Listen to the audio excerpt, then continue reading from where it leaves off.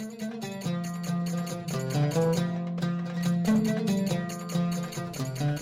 everyone, it's Mom from Sparkly Belly. I love ruffles, and I recently made this mermaid skirt with what I call Perky Ruffles.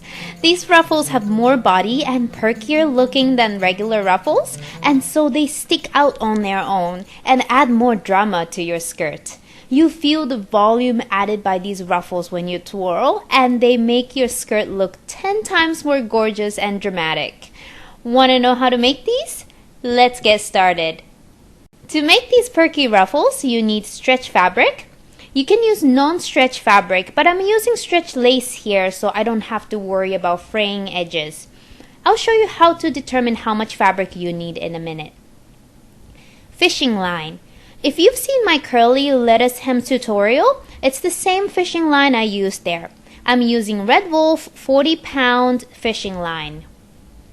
Matching color thread and regular sewing tools. First, let's determine how much fabric you need. This design is made out of a flounce, which is a strip of fabric cut in a curve to create ruffles. This one is a circle, which creates even ruffles throughout. To decide the size of the circle, you need to know how much of a ruffle strip you need. For example, I wanted each strip to be 21.5 inches long for my skirt. This means that the inside circumference of this circle should be 21.5 inches long. Here's a quick math. Your desired length of ruffles divided by 6.28. 6.28 stands for 2 times pi. Then you get half of the diameter of this circle. Now decide how wide your ruffle is. I wanted it to be 6 inches wide, so we add 6 inches to the half diameter. So half the diameter of this entire circle is 9.5 inches, which makes the diameter of this circle 19 inches.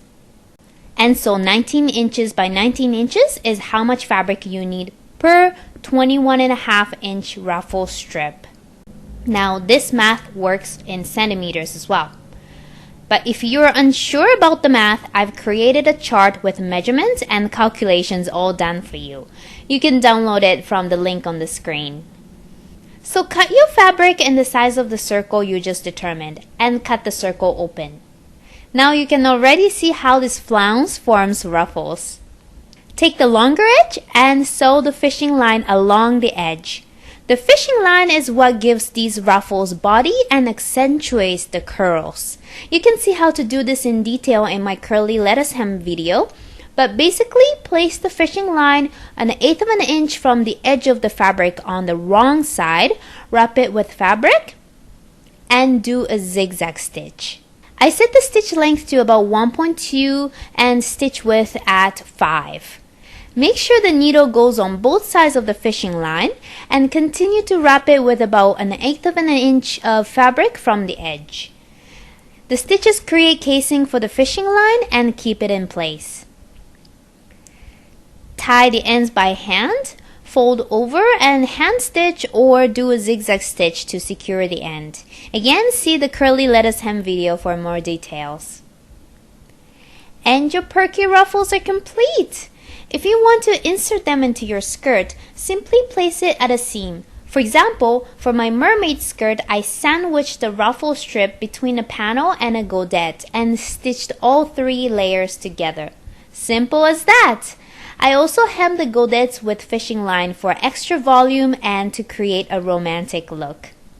If you want to make this mermaid skirt, you can see how to make this exact skirt in my belly dance costume workshop at the link on the screen. You'll see how much volume and drama these ruffles create once you add a whole bunch of strips to your skirt, and they make it look more professionally made and perfect for summer outdoor performances. Oh, and if you're curious how to make this belt I'm wearing with the skirt, I show how to make it in my upcoming premium course. Learn more at the link on the screen. And enjoy your perky ruffles! If you like this tutorial, please share it with your troop mates.